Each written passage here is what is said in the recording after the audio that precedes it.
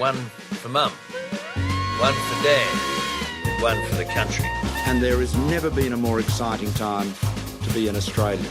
Budgets are about choices, and you show what you value through the choices you make. Dead, buried, cremated. This is coal. Don't be afraid. Don't be scared. Australia's basically done for. We'll just end up being a third-rate economy. A banana republic. How good is Australia? Just follow the money. G'day, and welcome to Follow the Money, the Australia Institute's podcast demystifying the big economic issues in Australia and putting them in plain English. I'm Ebony Bennett, Deputy Director at the Australia Institute, and today we're bringing you a conversation from our popular webinar series. This time we're unpacking the federal budget with our Chief Economist Richard Dennis, Research Economist Eliza Littleton, and Senior Economist Matt Grudnoff.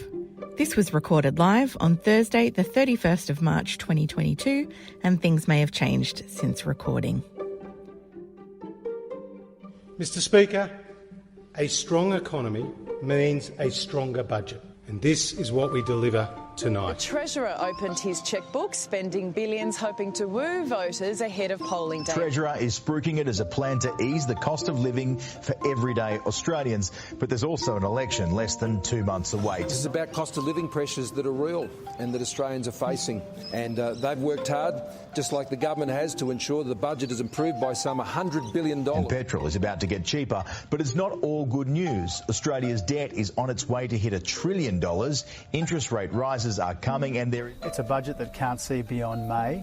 It's a panicked, desperate, tapped-out budget from a panicked, desperate, tapped-out government. This budget of bribes makes the climate crisis worse, locks in tax cuts for the wealthy, and makes housing more expensive. Delivering more to people who've already got more and less to people who've got the least. Tonight I'm announcing Labor's plan to put security, dignity, quality and humanity back into aged care. Put simply, to put the care back into aged care. That idea of economic management is so locked in that the coalition is a superior economic manager. And you can see it in the questions journalists ask. But the reality is this budget hasn't done anything to show that the government's got any particularly fine credentials in terms of budget management. Thanks, Richard, Matt and Eliza for joining us. Richard, I'll start with you. You were in the budget lockup. Can you just tell us a little bit about how you would describe this year's federal budget? I'd describe it as a pre-election budget. I mean, everything that we've heard for the last term of office, everything that we've heard for the last 10 years, jettison that. Let's not forget that this government was elected to solve a debt and deficit emergency, a budget emergency. So forget all of that. Promises made 3 years ago that the budget was back in surplus. Forget all of that. This is, as has been widely reported, a cash splash in the lead up to the election, which is obviously targeted at the groups they think are most likely to be swinging voters in the marginal seats that they're most likely to win. So to put it into context, we saw the government's plans on Tuesday night for how they plan to spend $630 billion. Right? That's how much the government spends each year, $630 billion. And the primary purpose of that, according to the budget speech, was to swing a handful of votes in a handful of seats. Now, whether or not that works or not, time will tell. But it's no accident that we didn't increase unemployment benefits, but gave a one-off payment instead. It's no accident that there's no plan to boost wages growth, but wages are forecast to grow. And it's no accident that there's nothing in there to help address climate change, because the political strategy required by Scott Morrison is to get a handful of voters in a handful of seats to change their mind and swing to him. So people earning over $200,000 a year will get a $9,000 tax cut in 2024. The Treasurer didn't mention that because he knows they already know, right? So the whole budget speech left out the thing that they're proudest of, enormous tax cuts for high income earners. The fuel excise, who will benefit most from the fuel excise? The tradies driving the subsidised enormute utes. right? So, and then of course wage subsidies rather than direct job creation. Who's going to benefit from a $15,000 wage subsidy? The builder employing the tradie, the apprentice tradie. So for a builder earning over $200,000, big tax cut coming their way, cheap petrol for their enormous vehicle coming their way, wage subsidy for the young people they're going to employ. What about the rest of us? Well, they think we won't switch our votes no matter what they give us, so they gave us nothing. Matt, you're a veteran of many budgets as well. I might just come to you quickly for your kind of overall impression of the budget. Yeah, this budget was special. It's different from all of the other budgets. I've had pre-election budgets before, but nothing this kind of gross and obvious. In particular, if you go back a couple of years, you might have remembered when Morrison was Treasurer, he kept saying, oh, this isn't a budget, it's an economic plan. It's an economic plan. I don't know whether people remember that one. Yeah. I've never seen a budget so lacking in any kind of plan. So much so that after the election, the Labor Party have said, well, we'll have another budget this year, which, as a budget fanatic, I love the idea of 2 budgets in 1 year. It's like 2 Christmases in 1 year. But I reckon if the coalition wins this election, they should have a budget after the election too, because there's nothing in this budget that goes beyond this election. This budget is totally and completely about the next 8 weeks. And, you would be flattering it to say that it has a plan for the next 6 months, let alone for the next 4 years or the next 10 years. Yeah. Eliza, I might come to you next. Yeah. Last year's budget had a lot of measures that seem to be targeted at women, in part, I think, to address some perceptions that the coalition government had been ignoring women or had a women's problem. How does this year's budget compare for women overall? So I think this year we still have a women's budget statement, which is really good. And the government announced that they would spend $2.1 billion on policies that they perceive as like women's policies. So they say that they're going to improve safety, health, and economic security for women with this money. And it's less than they spent last year. So I'd say they think they've apologized for everything they need to apologize for. And now we're just, amongst other voters they're trying to attract. So, not huge spending, but not no spending. The bulk of this spending is going towards the implementation and transition towards a new national plan to address domestic violence for women. So more kind of short-term accommodation, spending more payments for survivors, better access to services and things like that. But I think the biggest issue with this kind of women's budget statement this year is that the government is treating issues that affect women as though they're isolated incidents rather than connected and part of a bigger kind of structural gender inequality that exists in our economy and society. Richard, I know you had highlighted some specific domestic violence funding, I think, for a trauma recovery centre. Is that right? Can you just tell us a little bit about that one? Yeah, no, thanks for asking. There's a wonderful organisation been pushing for the kind of policies that Eliza just referred to down in the Illawarra. And as a result of this budget, for the first time ever, there'll be funding for what I think is simple to describe as a one-stop shop for women who have been victims of domestic violence or sexual violence.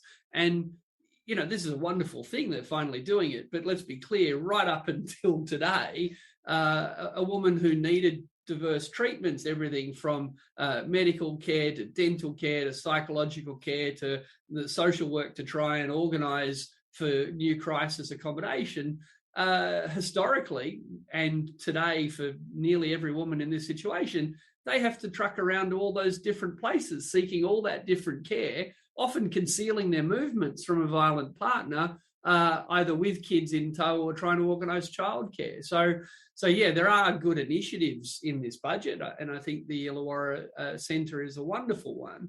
But boy, here we are, one of the richest countries in the world, and we've only kind of just got to this point. So yeah, it's important to see that we can do this stuff.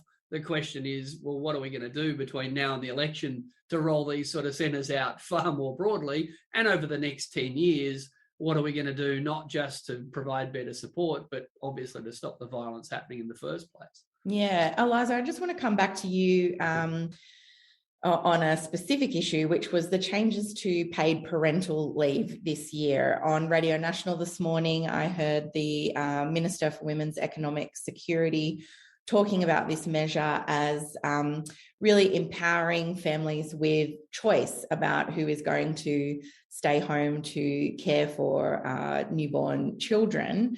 But there's also been some criticisms of some of the impacts of this policy. Can you just walk us through the changes in the budget and why some people are concerned that these changes will exacerbate gender inequality?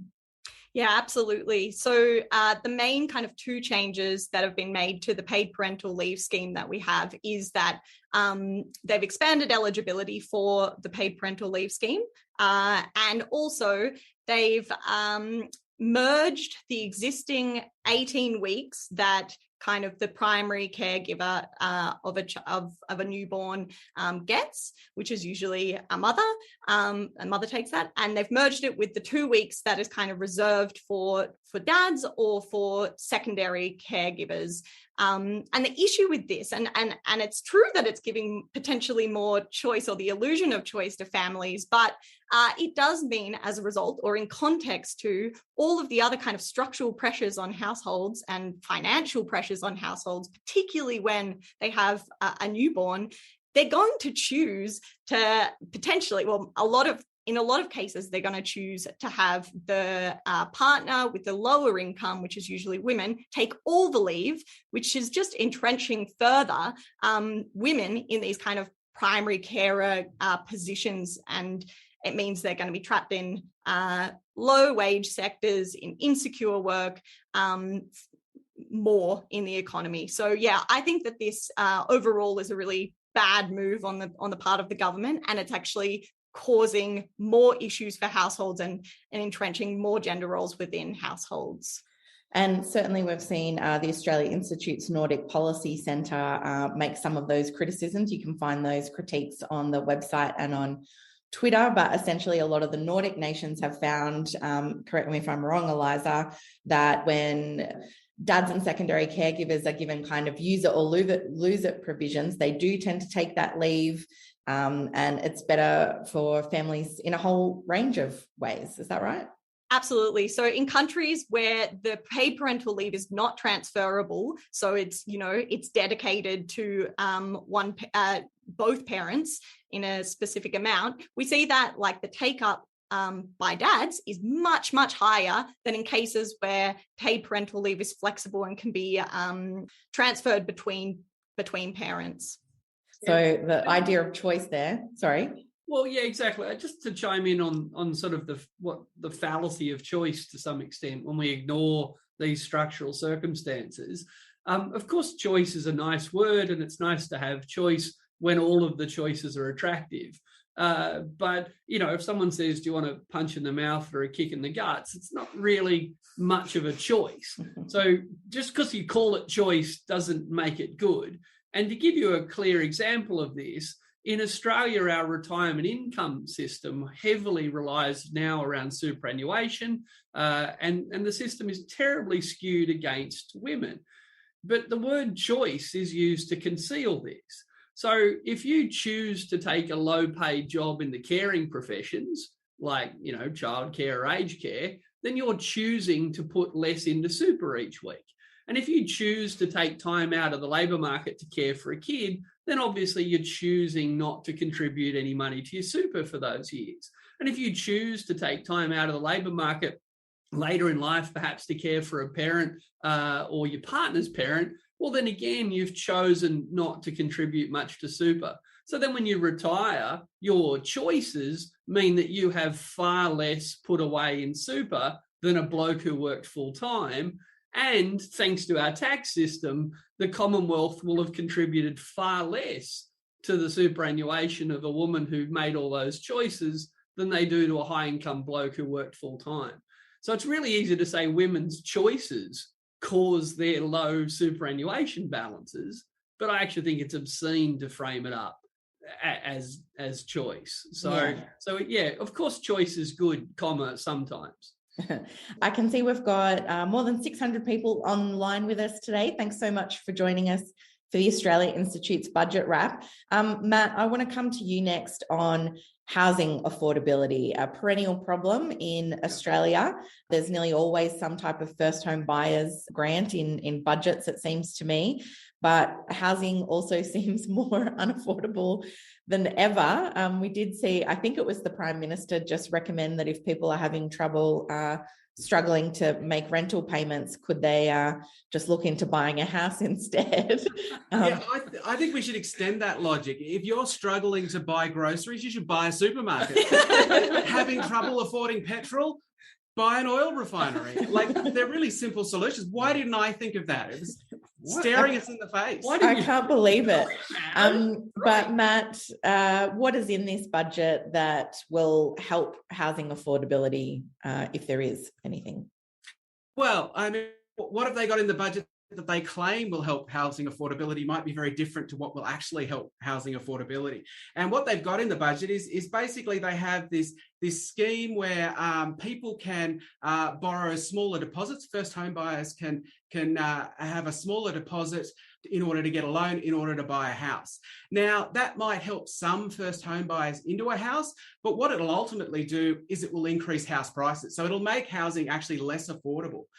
There are only two ways you can make housing more affordable. You can either decrease demand for housing, or you can increase supply for housing. And if you give everybody at the auction a little bit more money, what do you think is going to happen? Well, the price is going to go up. So if there are a bunch of first home buyers who can now borrow more because they need less of a deposit, well, then they'll all rock up to the auction and the person owning the house will get more for the house. But it won't make housing more affordable. If you wanted to make housing more affordable, you could decrease investor demand for housing by reforming the capital gains tax discount and negative gearing.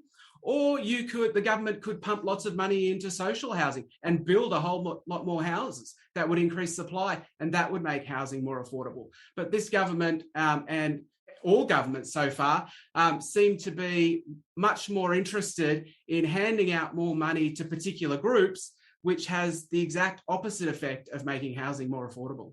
And there's a giant con that sits at the heart of all of this debate about housing affordability. We don't talk about phone affordability. We don't talk about shirt affordability. We don't even talk about petrol affordability. We talk about the price. But no one wants to talk about the price of houses. Because if we ask the question, do you think house prices should go up or down? You're going to piss off a lot of people. Because 2/3 of Australians either own or are paying off a house. And in their head, they don't want the price of their house to fall. And the 1/3 that can't afford that house want the price to fall. So if we said, well, we want to push down the price of houses to help people who currently don't own them, that would be an honest thing to say, but it would also enrage 2/3 of the population. So we have this phony debate about housing affordability where you're not allowed to mention the price of the house.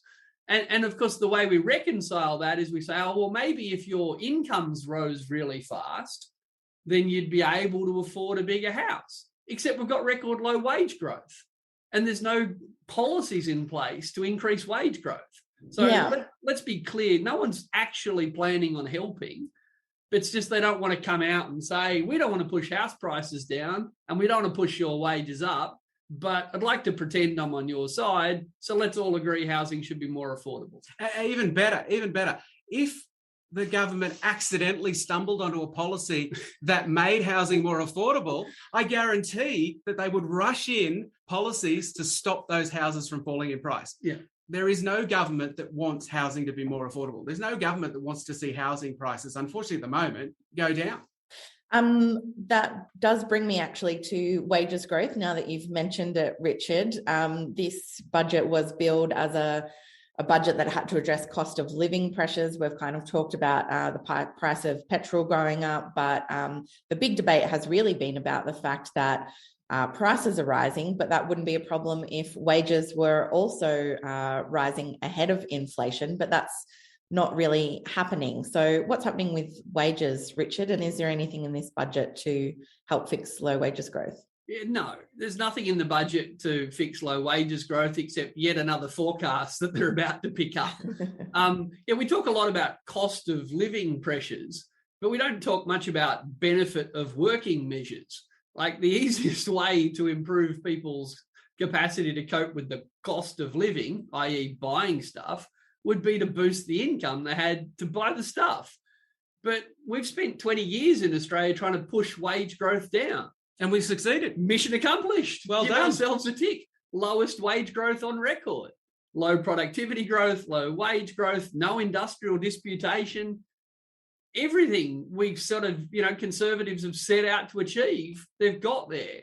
And now, the dog that caught the car, they've just wound up with a mouthful of muffler. It's like, if only wages were growing, then the consumers would spend more money in the shops. Yeah, exactly. And they'd be paying more tax and everything else. So we've flipped it to cost of living. We're talking a lot, understandably, about the price of petrol and the price of some stuff that got more expensive during COVID. But the government can't do anything to push down the world price of oil. The government can't do anything to improve the supply of silicon chips going into manufactured stuff in Korea and China, but it can do something about wages here in Australia, and surprisingly, it's chosen not to. Eliza, I know you work a lot in this space as well. We've heard a lot about this idea that, when unemployment hits a certain low level, that wages will grow. Is that what's happening? Well, I mean, they're predicting that it will grow, right? And we saw some really optimistic forecasts in the budget, and we always see optimistic forecasts around wage growth. But I think one of the really, the problems with this debate is even if we saw record wage growth at, say, 3% unemployment. Well, this is like an artificial situation that we've created here, and it's not going to happen again. So if wage growth or normal wage growth requires a 3% unemployment rate, then we've got a broken system, because that's not going to happen again. And real wages will continue to be stagnant, and purchasing power of workers will continue to decline. Yeah, and the unemployment rate that will suddenly spark wages growth keeps moving. I remember when it was in the low fives, and then it was a number with a 4 in front of it, and then it was low 4s, and now unemployment's 4%. It's something with a 3 in front of it. Any day now, Matt. Any day. She's going to turn. She's going to turn. The unemployment rate required for wages to start growing is whatever the unemployment rate is minus what we currently have. So it's just a little bit lower than what we have, and then it's going to go nuts. Yeah, it's the car trip that never ends. Are we there yet? Over the next hill. Are we there yet? Over the next hill. Exactly. And even if we did see wage growth, say, in a quarter, that's like 1/4 of wage growth. It's not going to make up for all the wage growth we've lost as a result of not having the right policies to encourage wage growth for the last how many 10 years. And in case anyone thinks this is some sort of accident or oversight, what low wage growth means is high profit growth, right? So it's not like everyone's losing out of this accidental low wage growth. So the wage share of GDP has been doing this, and the profit share of GDP is doing this. So if you want to think of, the pie chart, the cake analogy, the slice of national income going to profits, it's been rising steadily. Whoops. Oh, no. What a mistake. How did that happen? How do we correct that? Let's do nothing to turn that around as quick as we can. And the wage share's been falling. So, yeah, it's no accident. We've changed the industrial relations system. We've changed the way the public sector pays its workers. We've changed all sorts of laws around the gig economy to reduce the bargaining power of workers. We treat students coming here to study as cheap labour, and then we're surprised that the impact that has on average wages. It's no accident that we've done this, and the consequence of low wage growth is high profit growth, but in Australia it's impolite to mention that. Yeah. Just a reminder, if you haven't already signed up to hear from the Australia Institute on our website at australiainstitute.org.au, our full budget analysis from our team of researchers and economists will be going out later today. So make sure you sign up on our website for that one. I'll come to questions from the audience very soon, but I did just want to touch on a couple of other things, and we might come back to them in the questions as well. But there's been a lot of talk about the cut to the fuel tax excise. Partly that's been in response to these cost of living pressures. But how much is that going to help in the long term? I'm not sure who to address this one to. Who wants to tackle the fuel? Yeah, look, so they're spending $3 billion by basically cutting the fuel excise in half by about 22 cents a litre for 6 months. And they're doing that obviously because petrol prices have risen. Now, I would note that we keep hearing that the Ukrainian-Russian war is to blame, but petrol prices were almost $2 a litre before Russia invaded Ukraine. So that they're already high coming out of the opening up after the pandemic.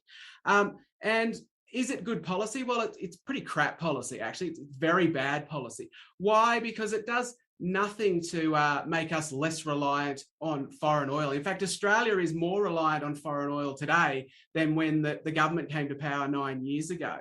And instead of spending $3 billion on fuel excise relief, imagine they'd spent that $3 billion over the last 9 years encouraging electric cars. Right now, we would have a large electric car market in Australia. We would also have a big second-hand car market. You'd have 5, 6, 7, 8-year-old second-hand electric vehicles that people could buy. So it's not just expensive. Often the criticism of electric vehicle policy is, it just goes to rich people. But you would then have a second-hand market that people could get into. And how easy is it to get relief from petrol prices if you can go out and buy an electric vehicle and never have to buy petrol again? Yeah. And also, let's for once and for all kill off the idea that that sort of fuel excise funds our roads. Because in the same budget where this government just slashed fuel excise by half, it promised to spend more money on road. So it's always been crap, but at least could we just kill that off once and for all? Agree with everything Matt said, but it's also important to keep in mind that all we hear on budget night is some of the new things. You don't hear much about the old things. One of the old things is in Australia, we have billions of dollars a year in subsidies for people that drive those enormous four-wheel drive utes around our city. So the top-selling cars in Australia, literally the top-selling, most common family vehicles are those enormous twin cab, Hilux, Ford Ranger, Isuzu D-Max, all the things that, tower over most people at the traffic lights.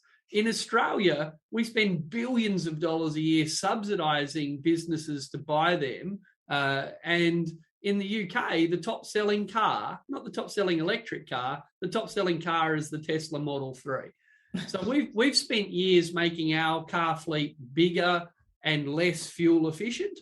Australia is one of the only countries in the world to not have fuel efficiency standards for its cars. And here we are going, oh no, petrol's dear. What can we do about it? Well, we've made our society and our economy far more vulnerable to high petrol prices after years of deliberately dumb decision-making. That does seem to be a running theme on climate policy at the very least. I'm going to go to questions from the audience now, and I'm just going to stick with the fuel tax excise at the moment. Kathleen Davies has asked about the consequences of halving fuel excise to 22.1 cents a litre, and the concern about polluting fossil fuel cars now being taxed less than clean electric vehicles. I wonder if, Richard, I could come back to you on that one in terms of the climate implications of this decision. Look, in the short term, the climate implications aren't going to be huge, but they are going to go in the wrong direction to the extent that high prices change our behaviour, make us question our trips, make us question our choice of next car. We're dampening that signal. Now, most people aren't going to buy or sell their car in the next 6 months, but a lot of people are starting to think, wow, this whole petrol thing, now's a good time to get out. we're actually quite deliberately trying to slow their enthusiasm from change away. So yes, yet again, the so-called free marketeers, the so-called economic rationalists, rather than letting the market do what the market's doing, which is drive behaviour, whenever they don't like the market outcome, they rush in with our money to compensate. So fossil fuel subsidies, Conservatives never have a problem with those. Electric vehicle or renewable energy subsidies, the sky is falling. So for all those people that carried on about how more people driving electric vehicles means there's no money for road taxes anymore, well, what nonsense. Yeah. We've just seen the same people who said electric vehicles were undermining our capacity to fund our roads turn around and go, you want $3 billion for your big dumb four-wheel drive? Sure, here you go. And let's be clear, the people who drive the biggest cars get the biggest benefit out of this excise reduction. I've had a couple of questions sent in, Eliza. This one might be for you about higher education. We know that universities did it really tough during the pandemic. Is there any relief in sight in the budget papers this year? Unfortunately, no. So actually, as you mentioned, it's one of the hardest hit sectors, and the university sector responded by cutting a lot of jobs. We actually did some research and we found out that around 35,000 jobs were lost from the sector in the 12 months leading up to May 2021. So huge implications for the sector. The budget has added insult to injury for the sector, unfortunately. They've locked in a real funding cut of 3.4% over the forward estimates to higher education funding. And this is largely due to the legislated changes under the Job Ready Graduate Reform Package, which basically reduced the amount that the government is subsidising per student to teach per student. This has really perverse outcomes for the quality of teaching and research coming out of universities. And I'll just say one more thing about higher education funding. The new funding that exists in the budget for higher education is directed towards research, but it's directed towards incentivising research that has commercial value. So connecting, it's kind of strengthening the bond between universities and the private sector. At face value, this is, not terrible, but it does have implications for the integrity of research, for academic freedom, and for making sure that other types of research that, say, doesn't have that we can't see the direct value of gets done. And this is unfortunately just the next policy in a long line of policies trying to force universities to produce research output that has commercial value. Matt, the next question I've got is for you. It's from Susan Thomas, and she says, is there too much funding for future defence compared to basic services for people now? She's also got a question about fossil fuels, but I'm going to set that aside to ask for later. So can you just talk to me about defence spending in particular in this budget? Yeah, so defence was apparently the big winner, particularly if you listen to the rhetoric of the government. They were talking about hundreds of billions of dollars more for hardware, for big toys for the military. They were talking about $10 billion more for cyber security. They were talking about a massive expansion in the number of people in the armed forces. But if you look in the actual budget papers, there's very, very little. Despite hundreds of billions of dollars in announcements, over the next 4 years, it was less than $1 billion. I'll give you a great example. So the cyber security, they were talking about $10 billion over the next 10 years, which you might think, well, that's $1 billion a year, except that over the next 4 years, the 4 years of that 10 years, we only get $500 million. So that's 5% of the funding is over the next 4 years. The rest of it is off somewhere else. And one of the problems with the military spending in this budget, apart from the fact that that seems to be the only focus, is that it's like so many things that this government does. It's a big announcement without any substance behind it.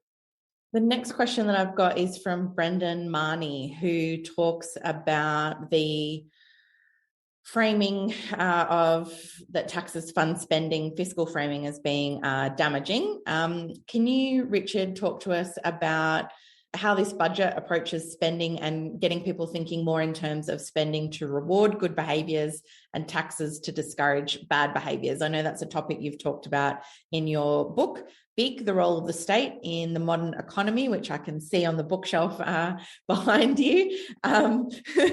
Richard, can you just talk to us about that? Because that kind of tackles that idea of, big spending is good, but you can't just spend it on anything. Yeah, and thanks to whoever put the book on the bookshelf. Thank you very much. Well, look, it's interesting. I mean, let's start at the beginning. Not a peep out of Josh Frydenberg about living within our means anymore. Not a peep about burdening future generations if we don't deliver a balanced debt and deficit disaster. Debt and deficit disaster. Well, to be fair, that was Tony Abbott. Same government. So big picture, like there's much to celebrate here. The bizarre, baseless, uneconomic assertion that if you don't collect as much tax every year as you spend, bad things will happen. That's gone. Like it's. Josh Frydenberg said he delivered a balanced budget 3 years ago, and he didn't. And now, in the next 10 years of forecasts, the Liberals won't. So step one, the idea that you need to collect taxes so you can afford to spend money, it's not true, was never true, and the coalition have now jettisoned it. Unconvinced? Well, keep in mind that the last time a US president delivered a surplus budget was a guy called Bill Clinton, and the last UK Prime Minister to deliver one was Tony Blair. Right? So the rest of the world knows this. Australia's kind of had this bizarre sort of belief that if we didn't have a budget surplus, bad things would happen. It's never been true. Taxes do play a very important role in our economy, however. Taxes, yes, designed well. They discourage us from doing things we want people to do less of. Excises on alcohol, excises on tobacco, excises on petrol, and for a while a tax on carbon. These are all good things. They directly change behaviour. And over the medium and long term, and taxes also play a very important short-term role in reducing income inequality. So they change our behaviour, they shift resources from people with a lot to people with the least. And over the medium and long term, if you want to have a big public sector, if you want to have big publicly funded health and education and aged care and childcare, then you need to collect a lot of tax. The biggest spending countries in the world are the biggest taxing economies in the world. That's no accident, because you need to create room for those activities to take place. So tax is really important. It does lots of things, but yeah, we are finally free of the bizarre idea that if we don't collect enough taxes to exactly match what we spend, where will the money come from? Same place it's come from forever, same place it comes in every country around the world. The government can borrow money whenever it wants on good terms. Yeah. The next question I've got, Matt, is probably one for you. And it's one that a lot of people have upvoted. So I think it's kind of one of those economics things that maybe people just would like a hand peeking behind the curtain on. Why did we measure unemployment by working for 1 hour per week as the statistic that we base that all around? Can you just talk to us a little bit about that? Yeah, sure. So if you work 1 hour a week, then you're counted as employed. Why is that the case? Well, when they were coming up with the international standard of how to measure unemployment, so it's good to have similar or exactly the same measure of unemployment. So we can look at the US unemployment rate, we can look at Australia's unemployment rate, we can look at the UK's unemployment rate, and we can compare them because they're measuring the same thing. Well, when they were doing this was back in the 40s and 50s. So if you worked 1 hour, chances are you were full-time, all right? There wasn't that many jobs back then that were very short hours. Even today, the ABS actually releases figures for people who are working, I think it's less than 5 hours in a week. So counted as employed, but only working a few hours. And it's only actually a very tiny percentage, a very, very small fraction of the total amount of employed. So it's not a lot of people that are in this category. There might be people who are working a few hours in a job, but they often have multiple jobs. And so therefore the total amount of hours they're working is quite a bit. So it's not a big effect. But the question is if 1 hour of employment doesn't count as employed, how many hours would it have to be? And that's the other question that once you start thinking about it, should it be 5 hours? Should it be 10 hours? Should it only be full-time employees? And once you kind of think about it like that, well, they've got to kind of draw the line somewhere. And it's just that the international standard drew it at 1 hour. I'm going to be more defensive of our statisticians here. If you're working for an hour, if someone pays you for an hour's work, you are employed. You aren't very much employed. You certainly aren't full-time employed. You're very unlikely to be able to pay your rent or buy a house even. Maybe you can buy a house but not pay the rent. Who knows? But if you work for 1 hour a week, you are employed. And if you are employed, you can't be unemployed. So the statistical definition is fine. The problem is the perverse way politicians and other people have used these statistics over time. And that's to suggest, well, if the unemployment rate's low, everyone must be fine. No, that's not true at all. There are people working full-time who can't afford to buy a house or rent one. Going to have to start reversing the order of that. Yeah. So you see what I'm saying? So the problem isn't the way we define employment and unemployment. There are problems, but that's not the big problem. The problem is the way we're deliberately misled by people who should understand those statistics a lot better. And by the way, the ABS totally puts out stats on underemployment. They totally put out stats. They totally put out stats. Sorry, I'm doing the youth thing. Matt got very excited. But also discouraged workers who have given up looking for work. There is a whole raft of statistics that the Australian Bureau of Statistics puts out that the government knows about and could use, but they choose not to. They choose to use this unemployment stat that at the moment makes them look very good, even if it's a deceptive number. And that's really just that's not a problem with the measurement. That's a problem with just sort of focusing on one tiny thing and saying, well, that's representative of everything that's good in the economy. Eliza, I want to come back to you on youth unemployment, because I know you've done a little bit of work in that sector. Can you just talk to us about what that picture looks like? Because often budgets focus not so much on young people, and we've seen some measures here for apprenticeships and other things, but can you just give us a picture of what youth unemployment looks like or has looked like over the past year? Yeah, so the pandemic has wreaked havoc for young workers. And when I say young, I'm talking about workers between the ages 15 and 24. I mean, outside of this category, absolutely as well. So the research that we've done has suggested that they were the hardest hit, and they were disproportionately hit by job losses during the kind of multiple periods of the pandemic. And this is because they're concentrated in industries that were really impacted by the pandemic. So hospitality, retail, tourism, things like this. But they're also concentrated in casual jobs as well. And they're more likely to have held those casual jobs for less than 12 months. And the reason that's important is because one of the eligibility criteria for JobKeeper was that casual workers would only receive JobKeeper, or would be eligible to receive JobKeeper if they'd had their casual job for more than 12 months. So basically, there was very little protection for young workers over the pandemic, and it's revealed a lot of the fault lines that already exist. And that, let me just say, before the pandemic, young people were doing it tough anyway. They're much more likely, as I said, to be represented in casual work and in industries with higher turnover. And this job insecurity has really not been addressed in this budget at all. So yeah, basically, there's not a lot in the budget for young people.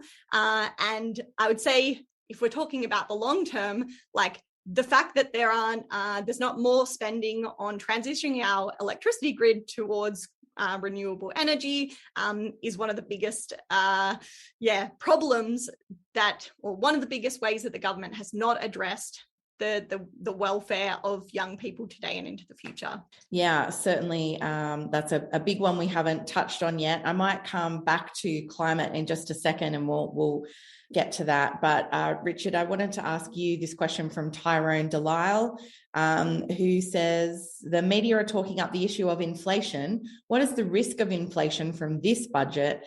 And would it be due simply to government spending, or how that spending is done within the real economy?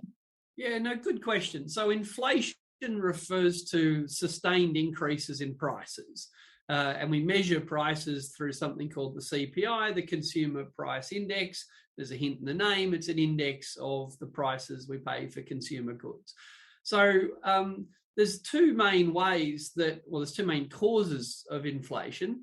There's supply side and there's demand side causes. Now, the supply side, we've seen all sorts of supply chains disrupted by COVID.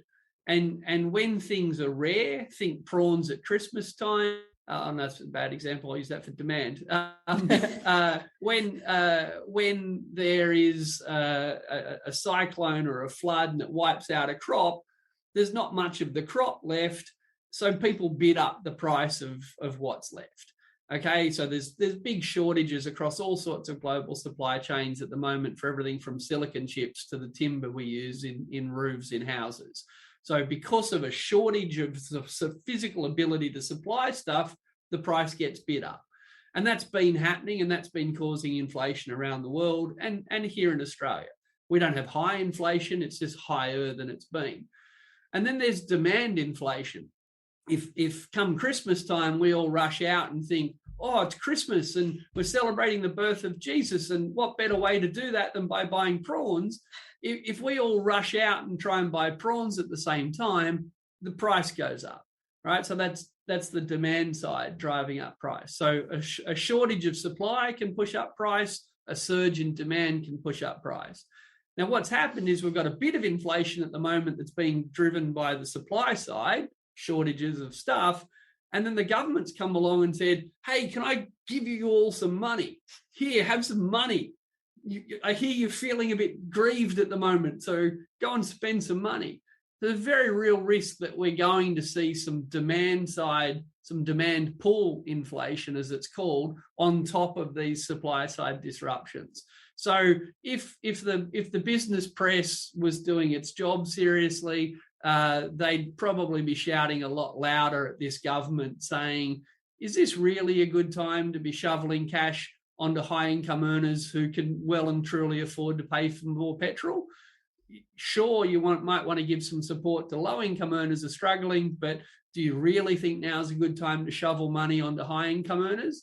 But because so many people in Australia want to see the government re-elected and they want to see big tax cuts that will come, the usual criticism that you'd get of the government over its pretty expansionary, arguably quite reckless spending policies is quite muted. So yeah, there is a real risk of inflation being driven by this budget, but everyone's pretending not to notice. Yeah, and Matt, just coming back to you on that one, I mean, we have talked a lot about the fact that the Australia Institute has been calling for a lot more big spending budgets in the past when the focus was on debt and deficit. Richard's talked about the inflationary problems there, but in the past during the pandemic, you talked about the importance of spending that delivers lasting benefits to the community. Are we seeing that type of spending in this year's budget?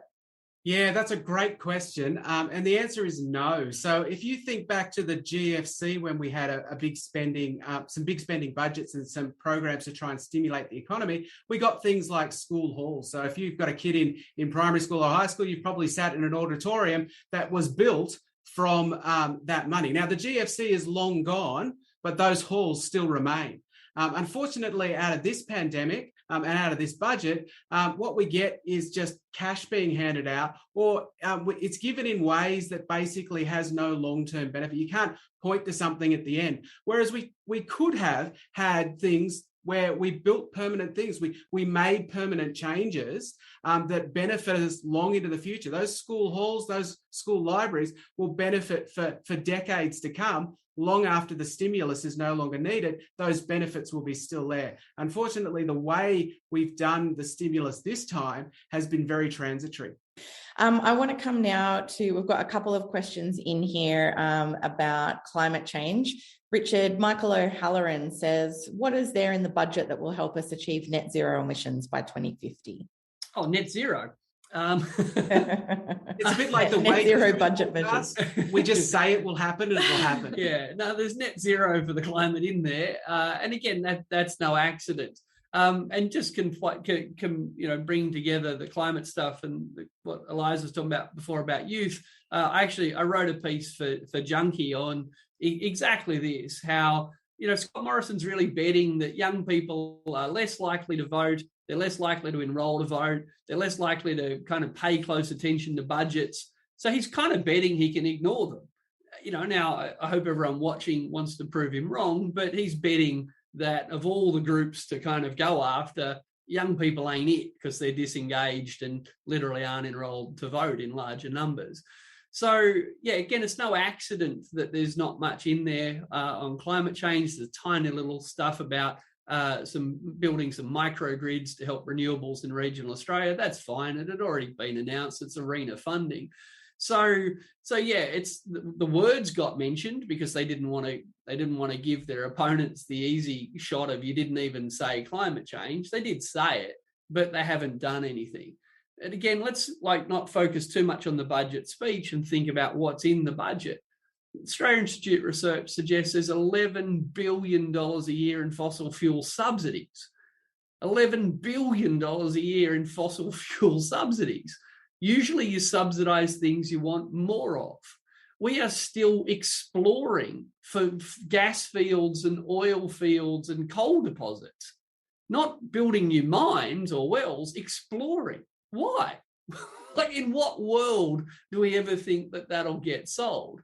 And the answer is a world that hasn't tackled climate change and hasn't transitioned. We're building $1 billion publicly funded gas-fired power station in Kurri Kurri in New South Wales. So the idea that we're kind of doing everything we can, what we're doing is actually subsidising the oil and gas industry, expanding fossil fuel exploration, the other word that starts, extraction and sales. And then, we're using dodgy carbon credits, to pretend that it's all good and we're going to get to net zero, by pretending that, we didn't chop down enough trees or something or other. So, yeah, so the budget talks a bit about net zero, but it's actually subsidising an expansion of fossil fuels, and it's hiding that expansion under promises that enormous amounts of carbon credits will be generated, even though, as we've seen in recent weeks, there's enormous integrity concerns with these dodgy credits. Absolutely, and people should check out the 7:30 report story on that. And the Australian Institute separately has some research from earlier this year and some more recent research concerning those integrity questions around carbon credits. Eliza, is there anything that you wanted to add? I know you helped write the report on fossil fuel subsidies. It is based on budget papers, but not necessarily this federal budget. But a lot of that increase in fossil fuel subsidies was driven by the federal government. Is that right? Absolutely. So a lot of states and territories actually spent less money subsidising the fossil fuel industry in the last budget than they did the budget before. But the federal government made up for all the difference and I think, was it quadrupled their spending on fossil fuels between those 2 years of budget. So really a poor outcome for everyone. And this is not going to disappear anytime soon because they bake in $55 billion of subsidies over the forward estimates as well. So yeah, this is not the last time you will see those fossil fuel subsidies in the budget. Plenty more to come. Sticking with you, Eliza, Sarah Baker has a question here asking, wouldn't legislating paid superannuation on maternity leave have been a better policy to close the structural economic gender pay gap? Could you speak to us a little bit about that one? Yeah, absolutely. it definitely would have been a much better policy, particularly because the policy they did introduce was so poor. But yes, absolutely, women definitely go backwards in terms of the superannuation that they're accumulating when they take time out of the workforce to look after children. So yeah, making sure that women don't go backwards in terms of their superannuation during those periods of time that they may spend outside of the labour force would do a lot to improve like the superannuation balance for women when they retire later in life. And at the moment, yeah, there's a huge gap between superannuation balances between men and women when they actually need to start using that money. I agree. Sorry, I agree exactly what Eliza said, and it's not nearly enough, right? If women earn less than men when they're working full time, then they're contributing less to super every week, and they're getting smaller tax concessions and support from the government every week. And sure, at the moment, when they take time off work, they go further backwards. Right. And that's terrible. And of course, we should stop them going further backwards. But stopping them going further backwards doesn't actually ever get them up anywhere near the contributions that people who are earning higher incomes, working full time and getting much greater government contributions can. So, yeah, absolutely. We need to stop women going further backwards when they go off on paid parental leave. You bet we should. But stopping them going further backwards is not actually driving them up towards anything like parity. This speaks to the point I was making earlier about treating these issues or these women's policies issues as separate things that are not connected when they absolutely are. And yeah, we need to address the issue in superannuation, the gender gap. We need to make sure that women are not concentrated in low wage industries, in insecure jobs, and make sure that the quality of employment is lifted for everyone. Yeah. I've got a couple of questions in here about the floods in northeast New South Wales and southeast Queensland. And unfortunately, we don't have time to get into it, but I would just like to direct everyone to the Australia Institute's website and the research that we've done on creating a national climate disaster fund, including a levy on fossil fuel exports to help basically fund disaster recovery and mitigation and things like that. There's some really fantastic research on that there, and our thoughts go out to the people of Lismore, Byron, and the rest of northern New South Wales and southeast Queensland affected by the floods. Just some truly awful scenes after, not that long since the last flood crisis, only a matter of days, if not a week or so. So just awful scenes there, and we do send our thoughts to everyone there. We are going to have to wrap it up there. Thank you so much, everyone, for your fantastic questions. I'm sorry we didn't get to them all. This has been a special webinar episode of Follow the Money. All our webinars are completely free and available on the Australia Institute's YouTube channel at australiainstitute.tv. All our latest research and content is at australiainstitute.org.au, and we're on Twitter at the Oz Institute with an AUS. My Twitter handle is Ebony_Bennett with a _NTT. Richard is at RDNS_TAI. Eliza Littleton is at Eliza J. Littleton. And Matt Grudnoff is at Matt Grudnoff. This episode was produced by Jennifer Macy, and you can find her at Jennifer Macy. And it was edited by Louise Osbourne. Our theme music is by Jonathan McFeet from Pulse and Thrum, with additional music from Blue Dot Sessions. Stay safe out there, and thanks for listening.